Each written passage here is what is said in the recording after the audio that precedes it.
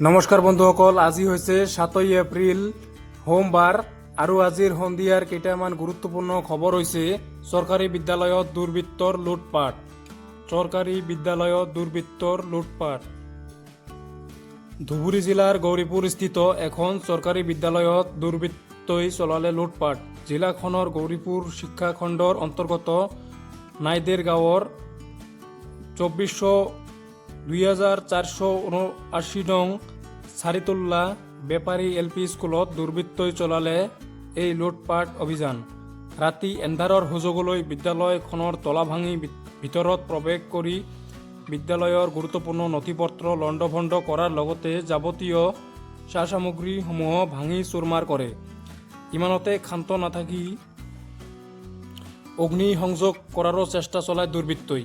ইফালে মুখ্যমন্ত্ৰীয়ে দিয়া গামোচা দুখনৰ লগতে জিলাভিত্তিক প্ৰতিযোগিতাৰ প্ৰথম স্থান দখল কৰাৰ পুৰস্কাৰো লৈ যায় দুৰ্বৃত্তৰ দলটোৱে। সোমবাৰে পুৱাৰ ভাগতে প্ৰধান শিক্ষকগৰাকীয়ে বিদ্যালয়ত উপস্থিত হোৱাৰ পিছতেই সমগ্ৰ ঘটনা পোহৰলৈ আহে। বিদ্যালয়খনত চুৰি হোৱা সন্দৰ্ভত স্থানীয় ৰাইজৰ লগতে পৰিচালনা সমিতিকো অৱগত কৰে শিক্ষক শিক্ষয়িত্ৰীসকলে। চুৰিকাণ্ড সন্দৰ্ভত গৌৰীপুৰ আৰক্ষীক অৱগত কৰাৰ আৰক্ষীৰ দল এটাই সোমবাৰে অৰ্থাৎ আজি বিদ্যালয়খনত উপস্থিত হৈ প্ৰাথমিক তদন্ত আৰম্ভ কৰে। শিক্ষানুষ্ঠান এখনত এনেদৰে দুৰ্বৃত্তৰ দল এটিয়ে চাফাই অভিযান চলোৱাৰ লগতে লুটপাট চলোৱা কাৰ্যক সকলোৱে একেমুখে গৰিহণা দিয়াৰ লগতে দুৰ্বৃত্তৰ দলটোক অতি সোনকালে কৰায়ত্ব কৰাৰ বাবে দাবী জনাইছে।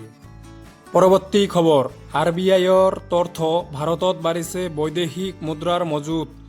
RBIৰ তথ্য, ভাৰতত বাঢ়িছে বৈদেশিক মুদ্ৰাৰ মজুত। ভাৰতত বৈদেশিক মুদ্ৰাৰ মজুত ঊৰ্ধ্বমুখী গতি অব্যাহত আছে। ২৮ মাৰ্চ ২০২৫লৈকে ৬.৫৯৬ বিলিয়ন মাৰ্কিন ডলাৰ বৃদ্ধি পাই ৬৬৫.৩৯৬ বিলিয়ন মাৰ্কিন ডলাৰ হৈছে। RBIৰ তথ্য অনুসৰি প্ৰায় ৫ মাহৰ ভিতৰত সৰ্বাধিক সাপ্তাহিক বৃদ্ধি। RBIৰ তথ্য অনুসৰি বিগত ৩ সপ্তাহত বৈদেশিক মুদ্ৰাৰ মজুত সামগ্ৰিকভাৱে ২০.১ বিলিয়ন মাৰ্কিন ডলাৰ বৃদ্ধি পাইছে। শেহতীয়া প্ৰতিবেদন সপ্তাহত প্ৰায় ৬.৬ বিলিয়ন মাৰ্কিন ডলাৰ যোগ হৈছে। বিশেষজ্ঞসকলে পূৰ্ব হ্ৰাসৰ কাৰণ ভাৰতীয় ইকুইটি বজাৰত বিনিয়োগকাৰীৰ আস্থা জোকাৰি যোৱা বুলি কয়। ২৮ মাৰ্চলৈকে তথ্য অনুসৰি সোণৰ মজুত আছিল ৭৭.৭৯৩ বিলিয়ন মাৰ্কিন ডলাৰ।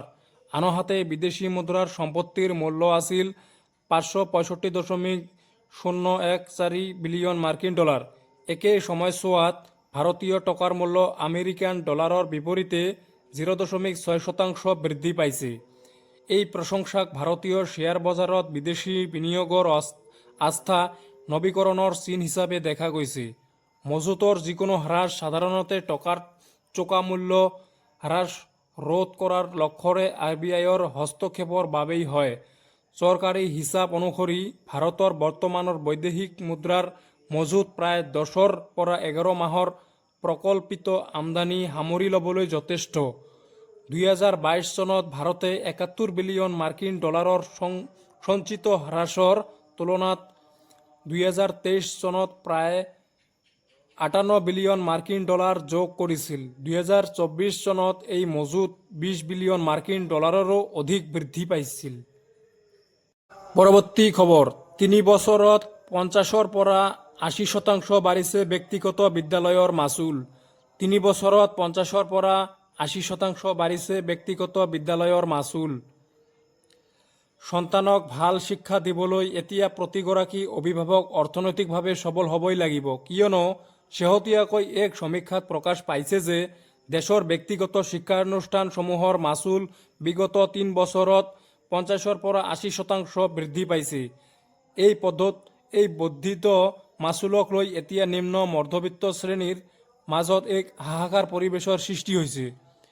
লোকেল চাৰ্কল নামৰ এটা সংস্থাই দেশৰ প্ৰায় ৮৫ সহস্ৰাধিক ব্যক্তিগত বিদ্যালয়ক লৈ চলোৱা এক সমীক্ষাত পোহৰলৈ আহিছে এই তথ্য। এই সমীক্ষাত দেশৰ ৩০০ৰো অধিক চহৰক সামৰি লৈছিল সংস্থাটোৱে। সমীক্ষাত লগতে পোহৰলৈ আহিছে যে ব্যক্তিগত প্ৰতিখন শিক্ষানুষ্ঠানে প্ৰতি বছৰত তেওঁলোকৰ মাচুল 10ৰ পৰা 15% বৃদ্ধি কৰি আহিছে।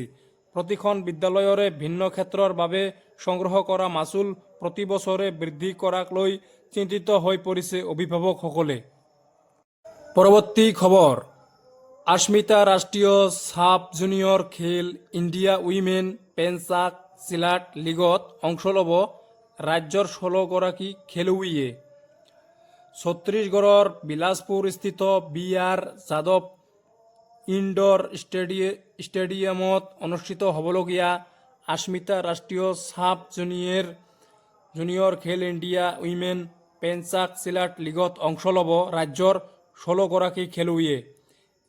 সেই উদ্দেশ্যে আজি গুৱাহাটী ৰেল ষ্টেচনৰ পৰা বিলাসপুৰ অভিমুখে ৰাওনা হৈছে 16গৰাকী মহিলা পেঞ্চাক চিলাট খেলুৱৈৰ দলটো।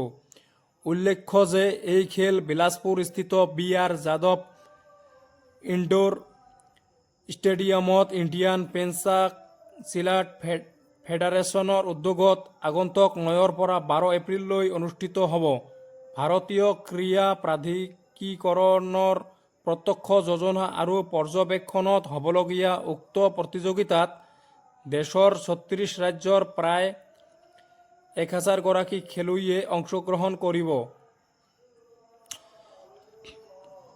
অসম পেঞ্চাক চিলাট সংস্থাৰ যুটীয়া সম্পাদক গগন চন্দ্ৰ বড়ো, সহ সম্পাদক স্বপন বড়ো আৰু ৰাষ্ট্ৰীয় বিচাৰক ওম ছেত্ৰীৰ নেতৃত্বত অসমৰ 16গৰাকী খেলুৱৈয়ে ট্ৰেণ্ডিং টুংগল, গাণ্ডা, ৰেগু আৰু ক্ৰিয়েটিভ ছল আদি শাখাত প্ৰতিযোগিতা আগবঢ়াব বুলি অসম পেঞ্চাক চিলাট সংস্থাৰ প্ৰতিষ্ঠাপক সাধাৰণ সম্পাদক আৰু কাৰিকৰী সঞ্চালক তথা উত্তৰ পূব পেঞ্চাক চিলাট মহাসংঘৰ উপ-সভাপতি লক্ষ্যজিৎ দলে জানিবলৈ দিয়ে।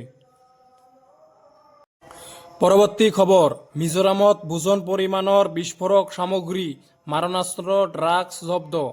মিজোৰামত ওজন পৰিমাণৰ বিস্ফোৰক সামগ্ৰী, মাৰণাস্ত্ৰ, ড্ৰাগছ জব্দ। চুবুৰীয়া ৰাজ্য মিজোৰামত ওজন পৰিমাণৰ বিস্ফোৰক সামগ্ৰী আৰু মাৰণাস্ত্ৰ জব্দ কৰা হৈছে। মিজোৰামৰ চাইদা জিলাৰ নিয়ৰটলং এলেকাত অভিযান চলাই অসম ৰাইফলছে 122 ডাল ডিটনেটৰ, 94 ডাল gelatin stick, 8 metre safety fuse তাৰ, এটা বাৰ্বৰ ৰাইফল আৰু ওজন পৰিমাণৰ সক্ৰিয় গুলী জব্দ কৰিছে। বিস্ফোৰক সামগ্ৰী আৰু মাৰণাস্ত্ৰ মজুত ৰখাৰ অভিযোগত এজন লোকক আটক কৰিছে অসম ৰাইফলছে। পৰৱৰ্তী সময়ত জব্দ কৰা সামগ্ৰী, মাৰণাস্ত্ৰ আৰু ধৃত সৰবৰাহকাৰীটোক স্থানীয় আৰক্ষীক গতাই দিয়া হয়। ইফালে অসম ৰাইফলছ আৰু মিজো আৰক্ষীয়ে যুটীয়া অভিযান চলাই চাম্ফাই জিলাৰ মেলবুক ক্ৰছিং পইণ্ট এলেকাৰ পৰা ওজন পৰিমাণৰ হেৰইন জব্দ কৰিছে। লগতে হেৰইন সৰবৰাহ কৰা ম্যানমাৰৰ এজন সৰবৰাহকাৰীকো গ্ৰেপ্তাৰ কৰিছে অভিযানকাৰী দলটোৱে। ম্যানমাৰৰ নাগৰিক জনৰ পৰা কেইবাটাও হেৰইন ভৰ্তি চাবোনৰ বাকচ জব্দ কৰা হয়। জব্দ কৰা হেৰইনৰ মূল্য প্ৰায় 1 কোটি টকা, 77 লাখ টকা বুলি সদৰি কৰিছে অসম ৰাইফলছে। আন এক পৃথক অভিযানত অসম ৰাইফলছ আৰু শুল্ক বিভাগে চাম্ফাই জিলাৰ পৰা 1,92,000 টকা মূল্যৰ বিদেশী চিগাৰেট জব্দ কৰিবলৈ সক্ষম হৈছে। পৰৱৰ্তী খবৰ, প্ৰভাৱ নপৰে খুচুৰা বিক্ৰীত, গ্ৰাহকে পূৰ্বৰ মূল্যতে লাভ কৰিব পেট্ৰল ডিজেল। 8 এপ্ৰিলৰ পৰা কাৰ্যকৰী হোৱাকৈ প্ৰতি লিটাৰ পেট্ৰল আৰু ডিজেলত 2 টকাকৈ আবকাৰী শুল্ক বৃদ্ধি কৰা হ'ব। সোমবাৰে পেট্ৰল ডিজেলৰ মূল্য বৃদ্ধি কৰাৰ কথা ঘোষণা কৰিছে কেন্দ্ৰীয় চৰকাৰে। বিশ্বজুৰি তেলৰ মূল্য আৰু ট্ৰাম্পৰ শুল্কত চলি থকা উঠানামাৰ মাজতে গ্ৰহণ কৰা হৈছে এই সিদ্ধান্ত। ইয়াৰ ফলত কেন্দ্ৰীয় চৰকাৰৰ ৰাজহৰ সংগ্ৰহ বৃদ্ধি পাব। মাজনিশা 12 বজাৰ পৰা কাৰ্যকৰী হ'ব এই নতুন নিৰিখ। অৱশ্যে এই নিৰ্দেশৰ প্ৰভাৱ খুচুৰা মূল্যত কেনেধৰণে আৰু কেতিয়া পৰিব সেই কথা উল্লেখ কৰা হোৱা নাই। তথাপিও ভাৰতীয় গ্ৰাহকৰ ওপৰত ইয়াৰ কোনো প্ৰভাৱ নপৰে বুলি তেল মন্ত্ৰালয়ে নিশ্চিত কৰিছে। শেহতীয়াকৈ আবকাৰী শুল্ক বৃদ্ধিৰ ফলত শেহতীয়াকৈ পেট্ৰল আৰু ডিজেলৰ মূল্য হ্ৰাস হোৱাৰ বাবে ভাৰসাম্য ৰক্ষাৰ সম্ভাৱনা আছে। পৰৱৰ্তী খবৰ, প্ৰধানমন্ত্ৰী মোদীৰ শ্ৰীলংকা ভ্ৰমণে ভাৰতৰ চুবুৰীয়া প্ৰথম নীতিৰ ভূমিকাক অধিক শক্তিশালী কৰিছে ৰাষ্ট্ৰপতি কাৰ্যালয়। প্ৰধানমন্ত্ৰী নৰেন্দ্ৰ মোদীৰ শ্ৰীলংকা ভ্ৰমণে ভাৰতৰ চুবুৰীয়া প্ৰথম নীতি আৰু মহাসাগৰ ভিছনৰ গুৰুত্বপূৰ্ণ ভূমিকাক অধিক শক্তিশালী কৰি তুলিছে বুলি দেওবাৰে কলম্বোস্থিত ৰাষ্ট্ৰপতি অনুৰা কুমাৰ দিছানায়াকেৰ কাৰ্যালয়ে প্ৰকাশ কৰে। দেওবাৰে মোদীৰ শ্ৰীলংকা ভ্ৰমণৰ সামৰণি পৰে। ভ্ৰমণৰ সময়ছোৱাত তেওঁ ৰাষ্ট্ৰপতি দিছানায়াকেৰ সৈতে আলোচনাত মিলিত হয়। প্ৰতিৰক্ষা শক্তি আৰু ডিজিটেলাইজেশ্যনৰ দৰে খণ্ডত সহযোগিতা বৃদ্ধিৰ লক্ষ্যৰে কেইবাখনো চুক্তি স্বাক্ষৰিত কৰে দুয়োখন দেশে। ৰাষ্ট্ৰপতি দিছানায়েকৰ আমন্ত্ৰণত প্ৰধানমন্ত্ৰী মোদীৰ এইটো চতুৰ্থটো শ্ৰীলংকা ভ্ৰমণ। বিগত বছৰৰ ছেপ্টেম্বৰ মাহত ৰাষ্ট্ৰপতি নিৰ্বাচনত জয়ী হোৱাৰ পিছত শ্ৰীলংকাৰ নেতাগৰাকীয়ে প্ৰথমবাৰৰ বাবে আনুষ্ঠানিকভাৱে নতুন দিল্লী ভ্ৰমণ কৰিছিল।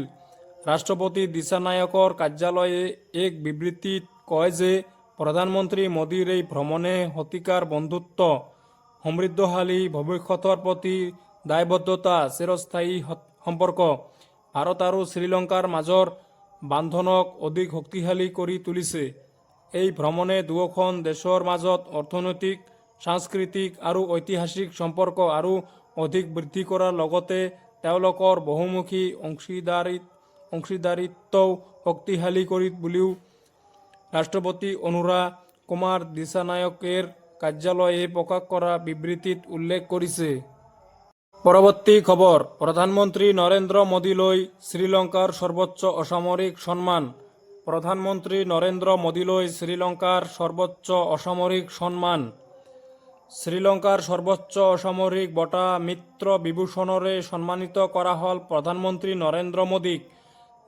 দ্বিপাক্ষিক সম্পৰ্ক বৃদ্ধিত মোদীয়ে গ্ৰহণ কৰা ভূমিকাৰ স্বীকৃতি স্বৰূপে দেশখনৰ ৰাষ্ট্ৰপতি অনুৰা কুমাৰ দিছানায়েকে এই বঁটা প্ৰদান কৰে।